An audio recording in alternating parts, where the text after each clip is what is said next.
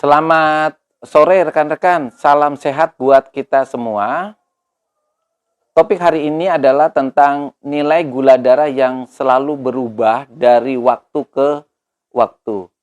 Teman-teman yang mungkin menderita diabetes ya, itu pernah mengalami kebingungan karena gula darah yang diperiksa di jam 7 pagi dengan di jam 9 malam, itu nilainya mengalami perubahan. Bahkan ada yang dari gula darah puasa di jam 7 pagi hanya selang 2 jam, yaitu di 9 pagi, walaupun sama-sama gula darah puasa, nilainya berfluktuasi.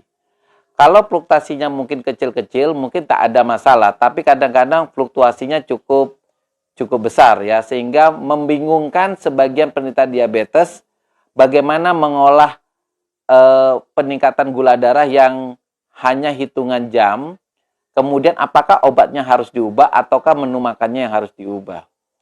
Pertama, rekan-rekan, diabetes itu adalah penyakit yang ditandai dengan peningkatan gula darah. Nah, faktor-faktor yang bisa membuat kenaikan gula darah itu banyak ya. Pertama, memang kalau kita menderita diabetes itu faktornya adalah faktor ketidakmampuan tubuh kita untuk memproduksi insulin. Tapi faktor yang lain adalah di mana tubuh membutuhkan energi yang jauh lebih besar daripada keadaan-keadaan yang lain. Misalnya dalam keadaan kita mengalami stres ya. Pada keadaan kita mengalami stres, itu kebutuhan energi tubuh jauh lebih tinggi. Begitu juga dengan faktor adanya infeksi. Jadi infeksi-infeksi tertentu, apalagi udah kategori infeksi berat atau sepsis, itu kebutuhan energi yang bersumber dari gula darah itu cukup tinggi, sehingga bisa terjadi kenaikan daripada gula darah. Faktor inflamasi seperti serangan jantung, itu juga bisa mempengaruhi peningkatan dari gula darah. Aktivitas fisik yang cukup, misalnya kita melakukan jalan kaki yang cukup jauh, kemudian aktivitas olahraga itu juga mengakibatkan kenaikan daripada gula darah. Bagaimana kita menyikapi kenaikan gula darah ini? Pertama, bagi penderita diabetes tetap mengendalikan gula darah dengan prinsip mengatur makan, obat-obatan, baik dengan insulin maupun obat tablet.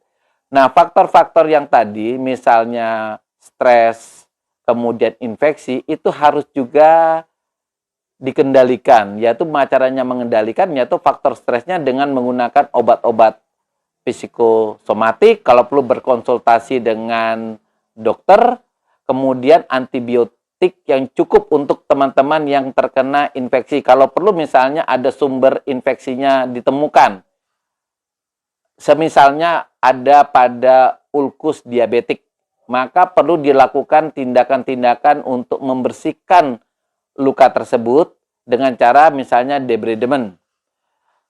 Kemudian penyakit jantung itu juga perlu diterapi agar gula darahnya lebih terkontrol. Demikian rekan-rekan topik kita hari ini tentang mengapa nilai gula darah itu berfluktuasi ya dari hanya hitungan jam. Ternyata ada faktor-faktor yang kita juga harus kendalikan di samping kita mengkonsumsi obat-obat gula atau kita menggunakan insulin, yaitu faktor-faktor yang harus dikendalikan adalah faktor infeksi, faktor stres maupun penyakit yang lain. Demikian rekan-rekan topik kita tentang diabetes. Jangan lupa untuk subscribe, like, dan berikan komentar.